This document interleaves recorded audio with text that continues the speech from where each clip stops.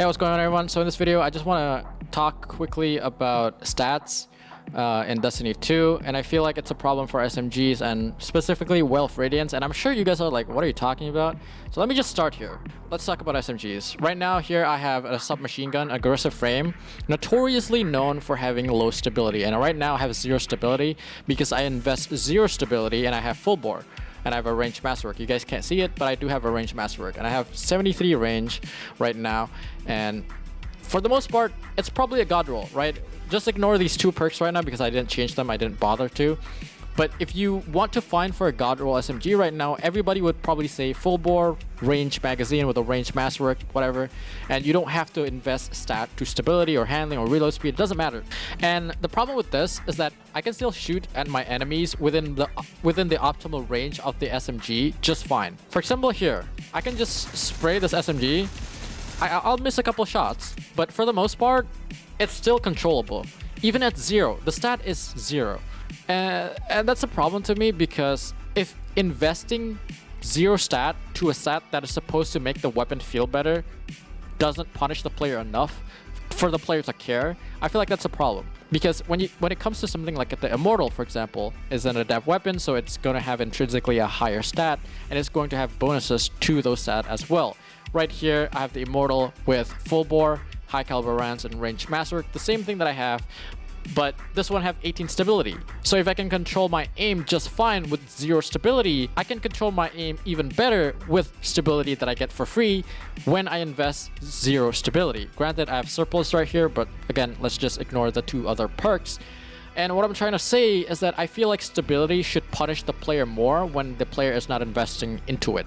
I feel like recoil should be way more at lower stability for a weapon that is called a submachine gun. And this is also the case with handling, where with most SMGs, the player probably don't care about handling. For one, if you look at aggressive frames, which is the most popular archetype for SMGs, you already have a higher base handling. For example, this one have 48, and if we look at some other example here, let me just pull my 𝚕𝚒𝚜𝚒 SMG, I have 64, and I have 0 investment towards my handling.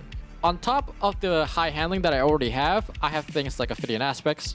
We have things like Peacekeepers. So it's the same thing with stability, where you don't really want Fluted Barrel, you don't really want a handling masterwork because they typically don't matter as much on an SMG as they would matter on any other weapon. Where if we look at something like the Messenger here, a high impact frame pulse rifle, I have 21 handling. This is going to feel really bad. I would like to have Fluted Barrel, I would like to have a handling masterwork, and a weapon will probably feel better. And that's because I can balance between range, stability, and handling. It's not just like full-on range, and it's the only thing that matters. And this is also the problem with Wealth Radiance, where it gives you too many things and you don't have to invest anything into it. So for example, Wealth Radiance give like 6 total players inside of a raid, 25% damage buff. It gives the player 100 health per second, and it also lasts for like 30 seconds. And all that for just popping a super. But what if the duration of Wealth Radiance is directly impacted by your intellect stat? What if the healing of Wealth Radiance is impacted by your recovery stat? And obviously the health of the sword is impacted by the resilience stat. And you guys might say that if the only stats that would impact Wealth Radiance is just resilience, recovery, and intellect, the only stats that would matter would be resilience, recovery, and intellect. Because right now, resilience is already the most important stat because of the damage reduction, and recovery is already one of the most important stat on a warlock because it directly impacts the cooldown for your rift. It also impacts your healing. However, we can also take this to further, where intellect would give you more super energy when you pick up an orb, or it'll give you more super energy when you deal damage, where at lower intellect you get less. They could also make it so that mobility gives you sprint speed and airborne effectiveness at higher tiers, and they can also make it so that anything that would refresh your grenade ability would be directly impacted by discipline. So for example, if I have a weapon with demolitionist, it would refresh more of my grenade energy